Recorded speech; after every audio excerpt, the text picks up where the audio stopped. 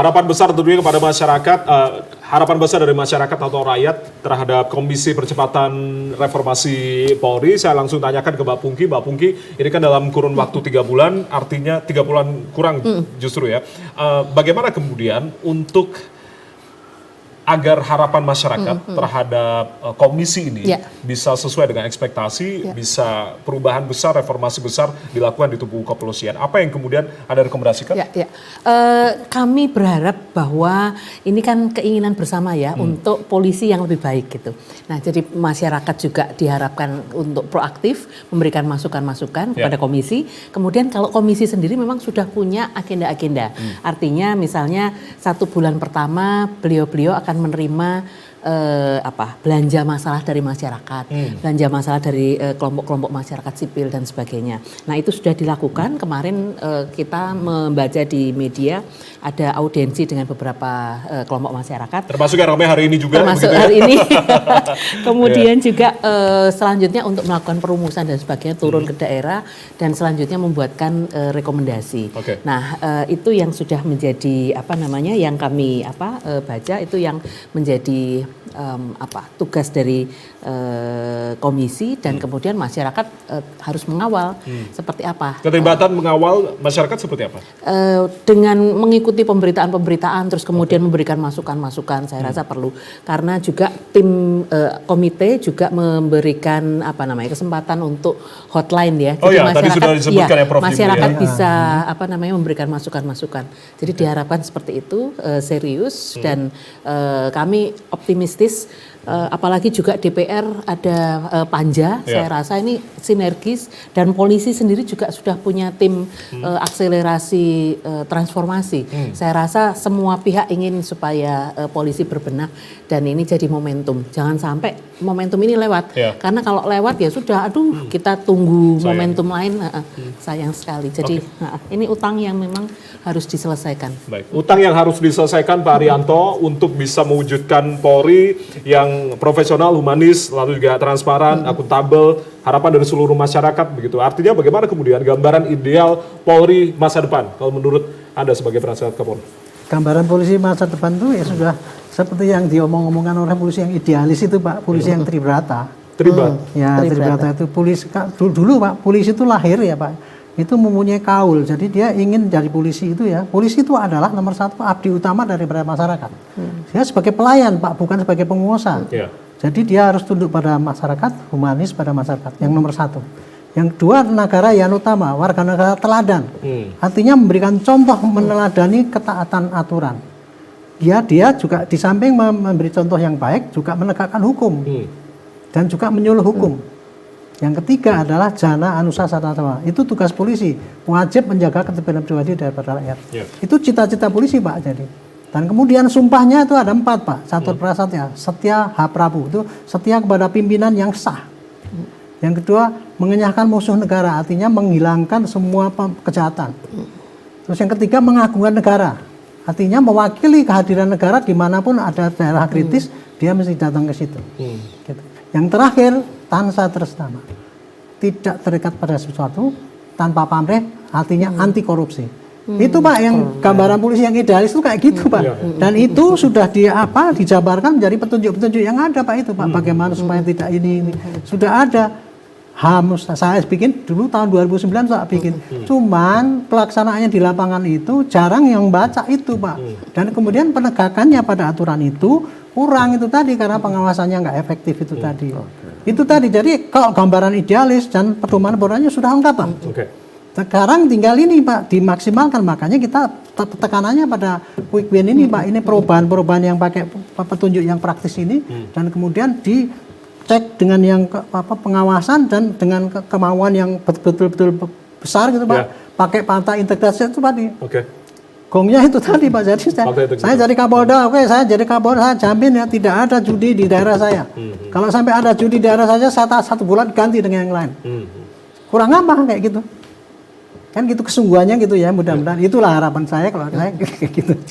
Baik. Pak Arianto, tapi yang kalau berbicara terkait dengan ekspektasi masyarakat terkait dengan Komisi Percepatan Reformasi Polri, ada yang kemudian mungkin skeptis dengan proses dari yang sedang berlangsung karena jangan-jangan ini tadi tandingan dari internal Polri sendiri, ada tim transformasi itu sendiri. Bagaimana kemudian Anda menjelaskan agar masyarakat tidak skeptis sinergi antara Komisi Percepatan Reformasi Polri dengan tim transformasi Polri sendiri? Kalau pandangan itu menurut saya, ini pendapat saya sendiri ya, itu adalah pandangan orang yang tidak percaya bahwa polisi itu mau mentransformasi. Itu karena apa? Karena sudah lama sekali kita nggak berubah-berubah kan. Ya. Nah sedangkan sekarang ini dengan pukulan kemarin itu kita sudah diajar oleh Pak Presiden, dibikin komisi dan Pak Kapolri sendiri sudah sadar kan. Kemudian dia bikin tim sendiri. Bukannya timnya itu untuk supaya jangan ada komisi nanti mau ngobok polisi, bukan itu Pak. Justru kita membantu Pak. Membantu ini Pak yang kurang ini. Kemudian kita bersinergi dan kemudian sebelum itu komisi itu dibikin Pak, kita sudah bikin dulu itu Pak. Oke. Untuk mengevaluasi. Ya.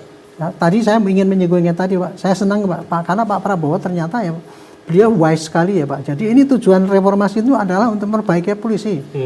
Makanya komisi kan dikasih tahu, you tugasnya 3 bulan lapor pada saya.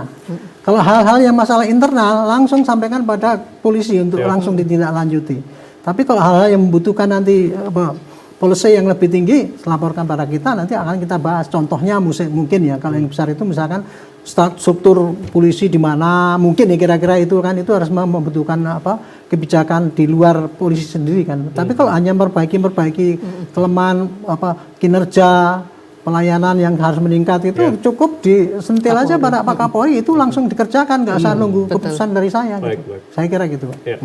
Ke Bang Nasir artinya banyak pihak yang kemudian juga menuntut akuntabilitas dan juga transparansi selain dari Komisi Percepatan Reformasi Polri, tapi juga jangan lupakan juga dari DPR juga ada bentukan dari Panja Reformasi Kepolisian. Bagaimana kemudian juga masyarakat publik juga mengawal secara transparansi kinerja dari Panja Reformasi tadi. Jadi apa yang ada di kepolisian, apa yang ada di istana dan apa yang ada di DPR itu sama-sama menakar ya, menakar reformasi Sesuai juga Polri. kita, ya. Menakar itu artinya mengukur dan membatasi.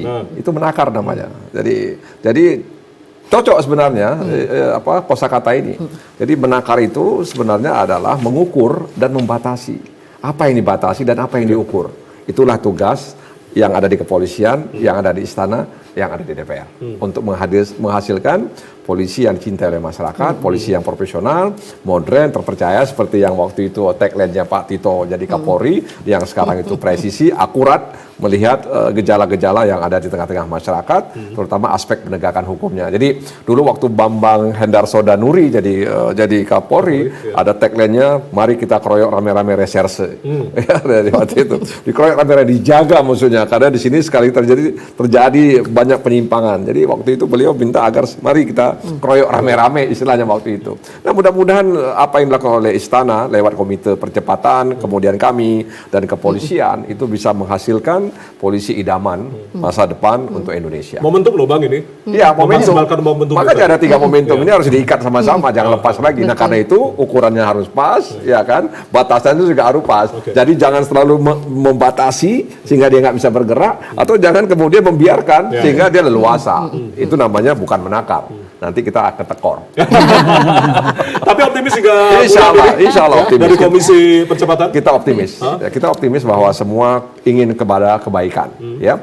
Jadi kita ingin agar kemudian Indonesia ini jangan lagi dihadapkan dengan masalah-masalah seperti ini, karena kita menghadapi Indonesia emas. Ya, polisi juga sudah punya grand strategi 2025 sampai 2045. Itu kan harus dikawal juga, ya grand strategi itu. Sehingga kemudian rencana-rencana strategis, ya, kemudian rencana kebijakan-kebijakan itu kemudian diawasi oleh DPR RI. Oke, Mbak Pungki ini memanfaatkan momentum, sudah ada 3 panja dari tim transformasi dan juga Komisi Percepatan Reformasi Polri untuk kemudian tadi menghasilkan polisi yang idaman. Apakah ini juga bisa memanfaatkan secara maksimal momentum ini? Iya, masyarakat sipil penting juga untuk mengawasi. Terutama juga media, karena dengan demikian maka semuanya akan jadi pengawas yang baik dan kemudian memberikan kritikan, memberikan catatan. Jadi kalau masih ada yang kurang baik itu bisa segera langsung diperbaiki. Dan masyarakat itu benar-benar mesti harus berupaya untuk bersama-sama kita mengubah menjadi kepolisian menjadi polisi yang diharapkan oleh masyarakat ketika pada waktu reformasi 98 itu semuanya tercapai. Jadi kalau sudah itu terjadi, alhamdulillah saya senang sekali. Pasti kita melihat polisi kita benar-benar dicintai oleh masyarakat.